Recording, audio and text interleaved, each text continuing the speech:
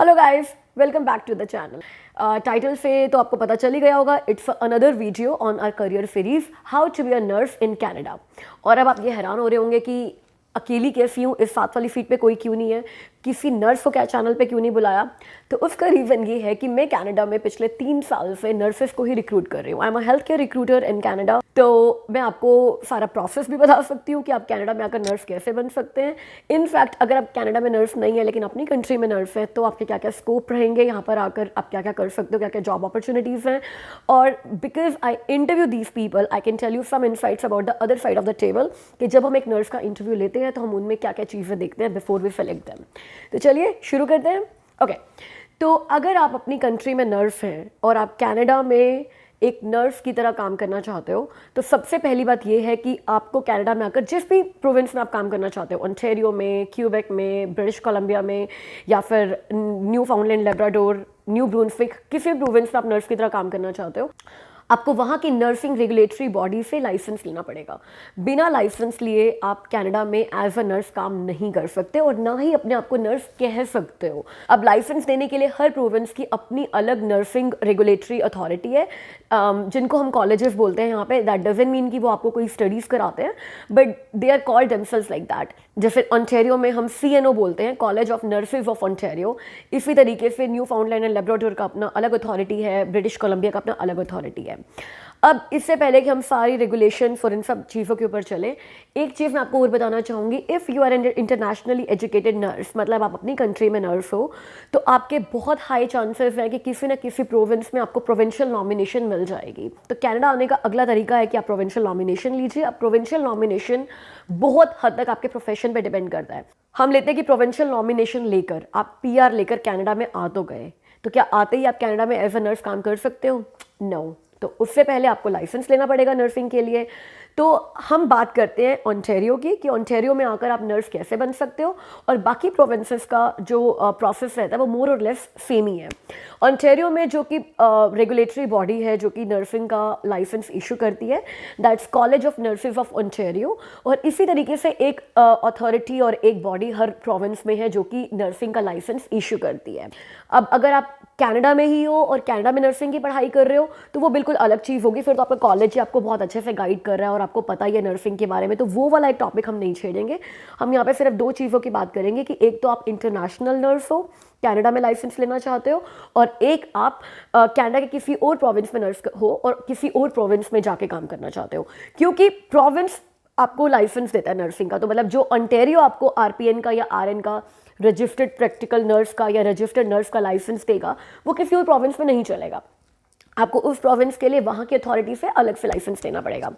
तो पहला स्टेप क्या है ओंटारियो में नर्स बनने के लिए? तो कनाडा में किसी भी प्रोविंस में रजिस्टर करने के लिए पहला स्टेप है कि आपको NNAS के साथ रजिस्टर होना पड़ेगा, नेशनल नर्सिंग असेसमेंट सर्विस। ये वो बॉडी है जिसकी एडवाइजरी रिपोर्ट सारे प्रोविंस मानते हैं। तो आप किसी भी प्रोविंस में आपको रजिस्टर करना है, पहले आपको NNAS से रजिस्टर करना पड़ेगा। वो जो एडवाइजरी रिपोर्ट आपकी प्रोफाइल पे बनाएंगे उसके बेस पे बाकी प्रोविंसेस के रेगुलेटरी बॉडीज डिसाइड करेंगे कि आपको नर्सिंग का लाइसेंस देना है कि नहीं देना। तो NNAS की वेबसाइट पर आप जाकर अपना अकाउंट बनाओगे, उनकी फीस पे करोगे। अराउंड उनकी $650 फीस है, जिसमें वो आपके सारे एजुकेशनल क्रेडेंशियल्स मांगेंगे, सारी ट्रांसक्रिप्ट मांगेंगे, आपने जितना भी वर्क एक्सपीरियंस लिया है अपनी कंट्री में वो मांगेंगे, जो भी आपका रजिस्ट्रेशन है नर्सिंग का वो मांगेंगे। और ये सारे के सारे डॉक्यूमेंट्स जिन भी अथॉरिटीज़ ने या जिन भी कॉलेजेस ने, जिन भी हॉस्पिटल्स ने आपको इशू किए हैं, वो सारे के सारे डायरेक्टली NNAS को भेजेंगे। तो NNAS आपको 12 महीने का टाइम देगा अपना सारा का सारा प्रोफाइल कंप्लीट करने के लिए। बिकॉज जब आप अपना अकाउंट बनाओगे, उनको बोलोगे कि मुझे ओंटारियो में रजिस्टर होना है, CNO के साथ रजिस्टर होना है, college of nursing of Ontario के साथ, और मुझे RPN बनना है।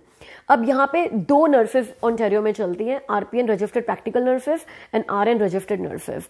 अब RPN और RN में फ़र्क क्या है? RN is advanced level than RPN। तो अगर मैं आपको सैलरी की बात करूं तो RPNs earn close to $25 to $30 to sometimes $32 an hour। और RNs की बात करूं, they are very senior people, तो मतलब हेल्थ केयर में वो आरपीएन से सीनियर माने जाते हैं। तो they earn anywhere between $35 to $45 an hour, और अगर आप बहुत सीनियर हो चुके हो, आपका 5-6 साल का एक्सपीरियंस हो चुका है, they earn up to $50 an hour too. तो ये सीनियरिटी लेवल का और उनके स्कोप ऑफ वर्क का फर्क है कि आप आरपीएन का लाइसेंस ले रहे हो या आरएन का लाइसेंस ले रहे हो। तो आपको NASS को बताना होगा कि आप किस कैटेगरी के लिए अप्लाई कर रहे हो। नर्सिंग के लिए आप दोनों कैटेगरीज के लिए अप्लाई कर सकते हो, बट फिर दोनों कैटेगरी की आपको फीस पे करनी पड़ेगी। फिर वो ओंटारियो के आरपीएन के हिसाब से आपको एक चेकलिस्ट निकाल कर देंगे कि आपको ये डॉक्यूमेंट्स हमें सबमिट कराने हैं, और आप उन कॉलेजेस को बताओ जिन्होंने आप जहाँ से आपने पढ़ाई की है, और उन हॉस्पिटल्स को बताओ जहाँ से आपने एक्सपीरियंस लिया है। वो आपके सारे डॉक्यूमेंट्स NNAS को डायरेक्टली भेजेंगे। उसके बाद NNAS आपका सारा केस इवैल्यूएट करेगा, और साथ में वेरी इंपॉर्टेंट आपको आपके लैंग्वेज प्रोफिशिएंसी रिजल्ट्स भी देने होंगे। और अब आपको जो इंग्लिश प्रोफिशिएंसी टेस्ट NNAC को सबमिट कराना है, उसके लिए आपको मैं एक चीज बताती हूँ। British IELTS can definitely solve your purpose. Go check out. Guys, British IELTS ने एक ऑनलाइन प्लेटफॉर्म लॉन्च किया है उन लोगों को IELTS की प्रिपरेशन कराने के लिए जिन लोगों के पास क्लासरूम स्टडीज़ का टाइम नहीं है, या फिर वो किसी पर्टिकुलर टाइम पे क्लासेस अटेंड नहीं कर सकते। तो ये एक ऑनलाइन प्लेटफॉर्म है, वेबसाइट है, जिससे आप IELTS की तैयारी कर सकते हो। तो अगर आप ये वेबसाइट देखो तो there is a demo video on it, जिसमें आपको बताते हैं कि ये वेबसाइट काम कैसे करती है। एंड अगर आप यहाँ पर देखो तो लाइव क्लास स्केड्यूल्स हैं, और यहाँ पे एक फ्री असेसमेंट टेस्ट का भी ऑप्शन है। जब आप ये फ्री असेसमेंट टेस्ट देते हो तो ये वेबसाइट आपको बताती है कि आपका करंट लेवल ऑफ इंग्लिश क्या है और आपको कौन सा पैकेज लेना चाहिए, क्योंकि ये आपको एक डेडिकेटेड ट्रेनर देते हैं आपके साथ, जो आपको आपके हर टेस्ट में फीडबैक देता है और आपके लिए अवेलेबल है। चैट का भी ऑप्शन है, ईमेल का ऑप्शन है, और यहाँ पे आप फ़ोन नंबर्स भी देख सकते हो। अब जब आप इनसे कोई भी कोर्स परचेज कर लेते हो तो this is how your dashboard looks like. तो यहाँ पर अलग अलग टेस्ट अवेलेबल हैं, रीडिंग, राइटिंग, स्पीकिंग, लिसनिंग। और स्पीकिंग की तैयारी करने के लिए आप इनके ट्रेनर से 20 मिनट्स का टाइम स्लॉट बुक कर सकते हैं। राइटिंग के लिए आप इनकी ऐप डाउनलोड कर सकते हो। So this is as good as having a personal IELTS trainer, जो आपकी हेल्प करेगा आपके IELTS में डिजायर्ड स्कोर लेने के लिए। तो अब IELTS से डरने की जरूरत बिल्कुल भी नहीं है। अब आप अगर आपने कनाडा की PR के लिए IELTS दिया था और वो 6 महीने से कम पुराना, तो आप वही IELTS का स्कोर सबमिट करा सकते हो। लेकिन अगर उसको दिए हुए 6 महीने से ज़्यादा हो गए हैं तो आपको IELTS दोबारा देना होगा, IELTS जनरल देना होगा नर्सिंग के लिए। तो आपको लैंग्वेज प्रोफिशिएंसी टेस्ट भी साथ में सबमिट कराने होंगे, फीस पे करनी होगी। और जब ये सारे डॉक्यूमेंट्स इन सारी बॉडीज से आपके पास NNAS के पास पहुंच जाएंगे तो 12 हफ्ते में वो आपके लिए आपकी एक एडवाइजरी रिपोर्ट तैयार करेंगे, आपको भी वो रिपोर्ट देंगे, और जो भी आपने प्रोविंस और अथॉरिटीज़ चूज़ की थी प्रोफाइल बनाते हुए, वहाँ पर भी आपके रिपोर्ट चली जाएगी। और वो आपको आगे बताएंगे कि अब आगे के स्टेप्स क्या है। अब आपकी एडवाइजरी रिपोर्ट बनने के बाद आगे का स्टेप है कि जिस भी कॉलेज में आपने रिपोर्ट भेजी है, like college of nurses of Ontario में आपने रिपोर्ट भेजी है, CNO में भेजी है, तो अब आप CNA को कांटेक्ट करोगे। CNO आपकी एडवाइजरी रिपोर्ट ऑलरेडी NNAC से रिसीव कर चुका है, तो अब आपको CNO की एप्लीकेशन फीस भरनी है, एप्लीकेशन फिल आउट करनी है। और CNO अब ये देखेगा कि एडवाइजरी रिपोर्ट में क्या लिखा हुआ है, मतलब आपकी एजुकेशन को उन्होंने कैनेडियन स्टैंडर्ड का माना है या नहीं माना, कुछ कॉम्पिटेंसी गैप्स हैं बीच में, आपका जो एक्सपीरियंस है वो इनफ है कि नहीं है। बिकॉज ओंटारियो में या किसी भी प्रोविंस में नर्स बनने के लिए आपको सर्टेन क्लिनिकल आवर्स पूरे करने होते हैं। जब आप ओंटारियो में पढ़ाई कर रहे होते हो तो जब नर्सिंग की 4 इयर्स ग्रेजुएशन आप कर रहे होते हो तो उस टाइम आपके बार बार क्लिनिकल प्लेसमेंट्स होते रहते हैं और आपकी इंटर्नशिप्स होती रहती है, तो उसमें आपके क्लिनिकल आवर्स पूरे हो जाते हैं। But for internationally educated nurses they check कि आपका कितना एक्सपीरियंस है और कौन कौन से सब्जेक्ट्स आपने किए हुए हैं और क्या ग्रेड्स और क्या परसेंटेज ऑफ द मार्क्स आपने लिए हुए हैं। उसके बेस पे CNO ये डिसाइड करेगा कि कॉम्पिटेंसी गैप कितना है आपकी पढ़ाई में। ओंटारियो में नर्स बनने के लिए आपको क्या कुछ एक्स्ट्रा कोर्स वर्क करना है, कुछ एक्स्ट्रा कोर्सेज लेने हैं, तो आपको रिकमेंड करेगा कि अभी आप एक RN का या RPN का एग्जाम देने के लिए एलिजिबल नहीं हो और पहले जो कॉम्पिटेंसी गैप है बीच में उसको कंप्लीट करो, कोई एडिशनल कोर्स ले लो। तो वो आपको फिर यहाँ के किसी भी स्कूल से या किसी भी कॉलेज से करना होगा। और एक बार जब college of nurses of Ontario CNO ये चेक कर लेगा कि आपके कॉम्पिटेंसी गैप फिल हो चुके हैं या आपका एजुकेशन और आपका एक्सपीरियंस जितना भी आपने लिया हुआ है वो कनेडियन इक्विवेलेंट है, तो वो आपको बोलेगा कि अब आप जाकर एग्जाम दे सकते हो। तो RN और RPN का आपको अलग अलग एग्जाम देना होता है। RPN बनना थोड़ा ईजी है जब आप कहीं और से पढ़कर आते हो, इंटरनेशनल एजुकेटेड हो, क्योंकि RPN की असेसमेंट और इक्विवेलेंसी थोड़ी ईजी है as compare to RN। RN में डेफिनेटली वो आपको काफ़ी ज़्यादा यहाँ पर पढ़ने के लिए बोलेंगे और उनका एग्ज़ाम भी थोड़ा डिफिकल्ट होता है। तो फिर मेरा आपको सजेशन ये रहेगा कि अगर आपने कनाडा से पढ़ाई नहीं की हुई है और आप कनाडा में बस अभी आए हो, तो बेटर आप पहले आरपीएन के लिए ट्राई करो, क्योंकि आरपीएन में आपको शायद कोर्स वर्क कम करना पड़े। अगर आपका बहुत ज़्यादा एक्सपीरियंस है तो कोर्स वर्क बिल्कुल भी ना करना पड़े, और जो एग्ज़ाम आप दोगे वो एग्ज़ाम भी थोड़ा ईजी होगा। तो 2 एग्ज़ाम आपको देने होते हैं, एक तो आरपीएन का एग्ज़ाम दोगे आप या आरएन का एग्ज़ाम दोगे।